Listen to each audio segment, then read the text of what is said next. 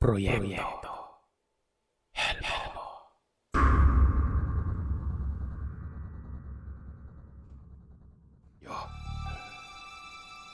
Nanlalamig ang mga kamay na tinalunton ni Lolo Albert ang kinaroroonan ng mga kwarto. Kailangan niyang mahanap si Rose dahil delikado na umano sila doon.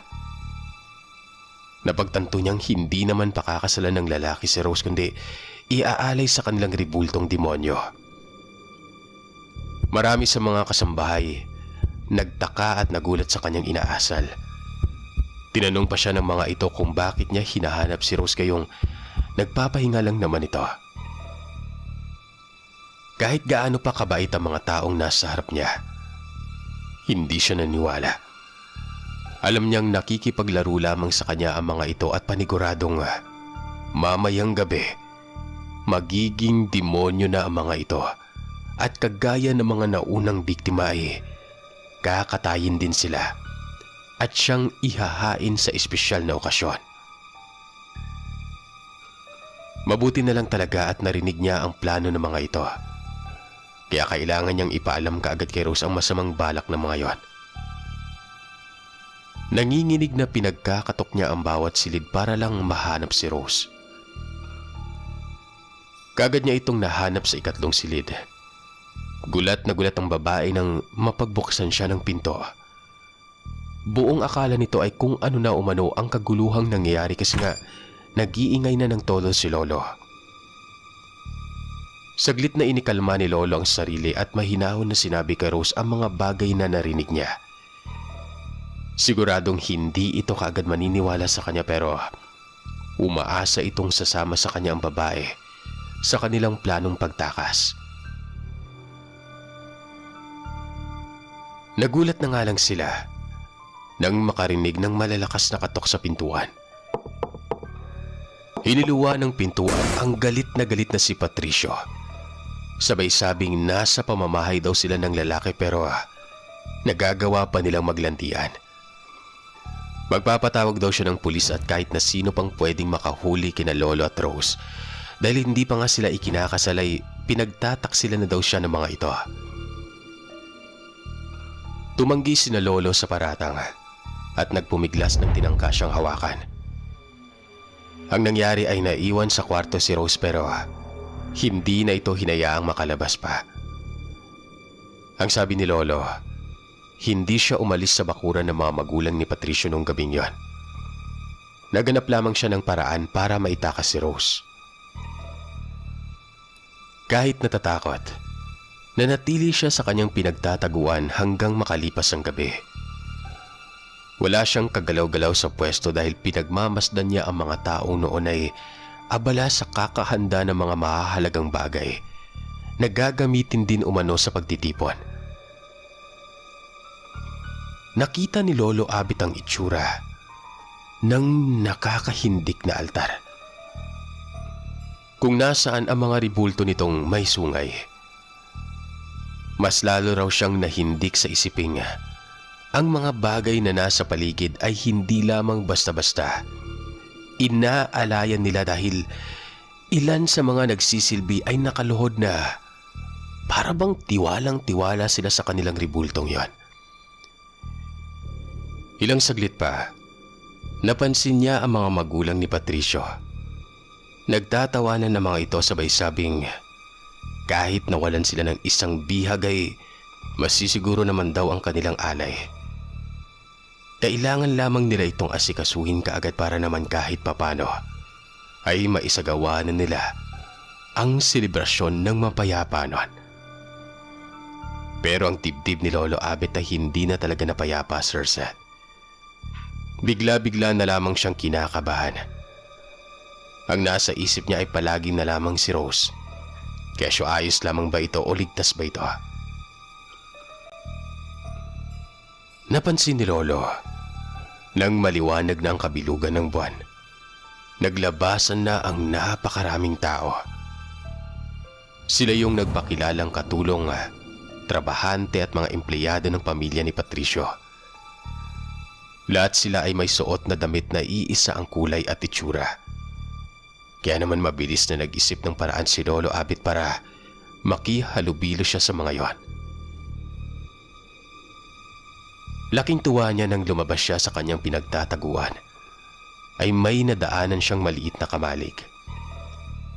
Maraming damit na katulad ng kasuotan ng mga nandoon.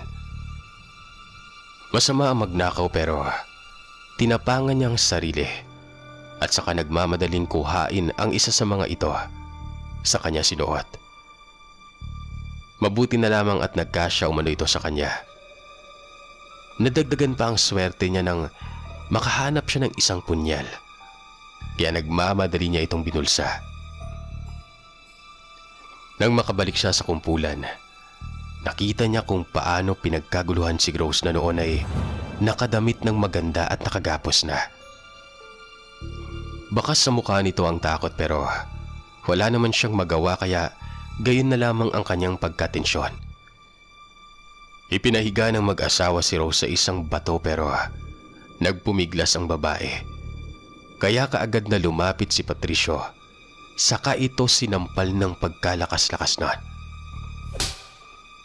Huminto sa pagwawala si Rose, pero hindi napawi ang kanyang galit kay Patricio. Naririnig ni Lolo Abit ang kompronta ng dalawa. Kesyo niloko daw niya si Rose. Nagpanggap siyang isang mabuting tao sa harapan ng mga magulang ng dalaga. Humalakhak si Patricio at sinabing nalinglang lamang umano niya si Rose noon. Kesyo ang ginawa niya para madala ang babae doon ay parte lamang ng kanyang trabaho para makakuha ng alay. Si Rose umano ang isa sa pinakakilalang malinis na babae sa aming lugar. Kaya gumawa sila ng paraan para pagkatiwalaan sila ng mga magulang nito. Walang nagawa si Lolo Abit kundi ang matulala ng pumalahaw ng iyak si Rose. Dahil sa pagmamahal niya kay Lolo Abit kaya niya tinanggihan ang pag-ibig nito. Nagsasakripisyo siya para daw makitang ligtas ito. Pero muntikan na niya umanong maipahamak si Lolo sa pamamagitan ng pagsasama sa lalaki rito. Nagimbal ang lahat nang makita nilang bigla na lamang nagbago ang anyo ni Rose Seth. Ang kanyang taglay na kagandahan ay naglaho at napalitan ng nakakahindik na itsura. Yung mukhang labis na katatakutan ng mga tao. Sumagi sa isipan ni Lolo Abet ang pagiging aswang ni Rose. Sigurado umano siyang aswang umano si Rose.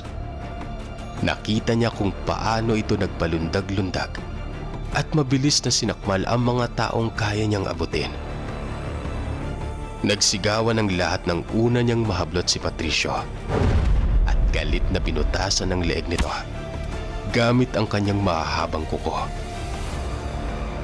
Dahil sa pagkabigla, hindi na nakagalaw pa ang lalaki nang marahas na dinukot ni Rose ang puso niya. Nagsigawan naman ang kanyang mga magulang na makita ang ginawa niya kay Patricio noon. Tinangkang sugurin ng ama ni Patricio ang babae pero mas malakas ito. Galit niyang pinagkakalmot ang mukha nito at ng asawa nito. Kaya naman sa halip na lumapit si Lolo Abet sa kinaroroonan ni Rose, ay pinilit niyang manatili na lamang sa kinaroroonan. Hindi niya kayang makipagsagupa sa babaeng galit na galit at puno ng puot sa puso. Halos wala na siyang laway na nailulunok dahil sa pagkagimbal kaya naman gumawa siya ng paraan para kahit papano ay makatulong. Bawat taong napapagawi sa kanyang pinagtataguan, binubugbog niya. Ang mga ito ay tarantang-taranta at ang naririnig na sinasabi nila base sa kwento ni Lolo. Si Rose umano ang pinadala ng kanilang Panginoon para husgahan na sila. Sa totoo lang, naisip ko, patas ang labanan. Niloko nila si Rose, kinain naman sila ng babae. Pero si Lolo, Hindi niya hinusgahan si Rose kahit paman nakita na niya ang tunay na pagkatao nito. Halos naubos niya ang lahat ng tao sa loob ng villa na iyon. Ang kanyang damit at buong katawan ay naliligo sa sariling dugo. Halos hindi na siya makilala ni Lolo Abet dahil sa kanyang mabangis na kilos. Tila siya isang literal na halimaw na nakawala sa kulungan. Kaya naman, nang mapagtanto niya ang kanyang nagawa, nanginginig itong tumingala sa langit at pumalahaw ng iyak nun. Nanginginig niyang sinabi na sa dinami-rami ng tao sa mundo, bakit siya pa ang tila isinumpa? Sumigaw ito at humagulgol na parang wala ng bukas. Kaya naman ang sa tingin ni Lolo Abet ay naimasmasa na si Rose. Nilapitan niya ang babae. Ikinagulat ni Rose nang mapagtanto niyang pinapanood lamang pala siya ni Lolo Abet sa buong durasyon ng pagiging halimaw niya. Napuno siya ng pagkapahiya, galit, lungkot at puot sa naranasang kamiserablehan. Anya ay wala na siyang mukhang maihaharap kay Lolo Abet. Hindi sila bagay. Tao si Lolo, samantalang siya isang halimaw. Nagmamakaawang niyakap siya ni Albert. Kaya raw nitong itago ang kanyang tunay na pagkatao bilang isang sikreto. Magpakalayo-layo raw sila. Nakahanda o manong tanggapin ni Lolo Abet ang konsekwensya ng pagmamahal niya kay Rose doon. Mas lalong nalungkot at nawala sa sarili si Rose. Hiniling niya kay Lolo Abet na patay na siya. Hindi raw siya karapat-dapat sa lolo ko. Noong karawan niya, gustong-gusto na umano niyang suwayin ang kanyang mga magulang. Para sa kanya, isang kamalasan ang lahing meron sila. Nakakasuka, nakakapandiri na kahit kanino, hindi pwedeng ipagmalaki.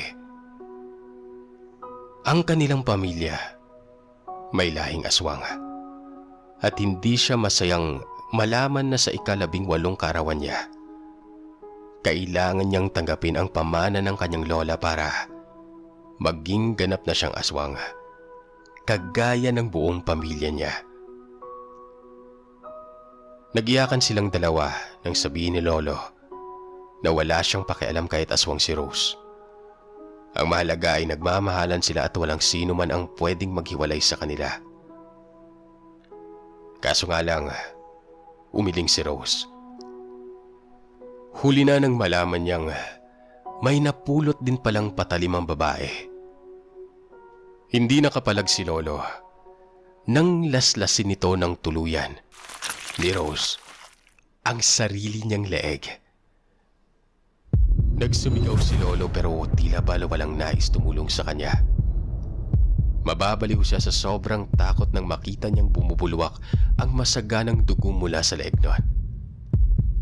Gayunpaman, kahit hirap na at naghihingalo ay naipaabot pa din ng dalaga ang kanyang mensahe kay Lolo. Mahal na mahal niya ito. Sa tuwing babanggitin ni Lolo ang tungkol kay Rose, ay hindi ko maiwasang makaramdam ng bigat na tila nakadagan sa aking dibdib. Nasaktan ako para sa kanila. Masahol pa sila kay Romeo at Juliet. Hindi iniwan ni Lola si Rose hanggang sa mga huling sandali ng buhay nito.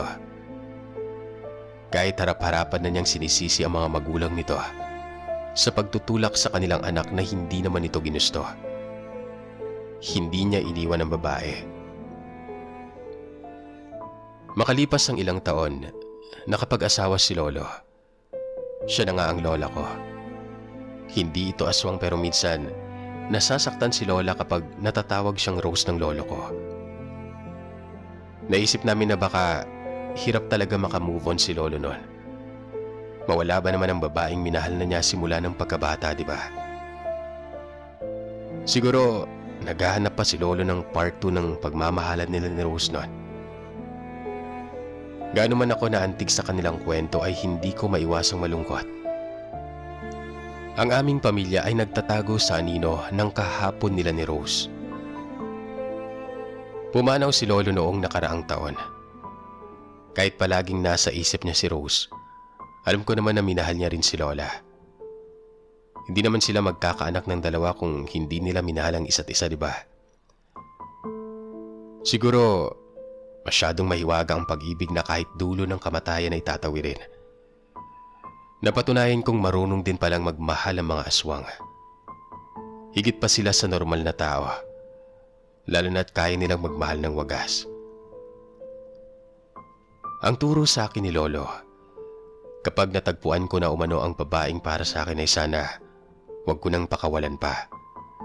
Maging matapang ako sa pagharap sa responsibilidad. Sa awa ng Panginoon, nakapag-asawa na po ako.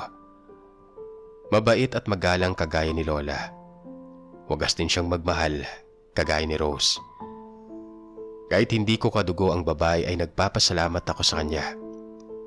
Kahit sa huling yugto ng kanyang buhay, minahal niya ang aking Lolo Abet at pinanatili niya itong ligtas.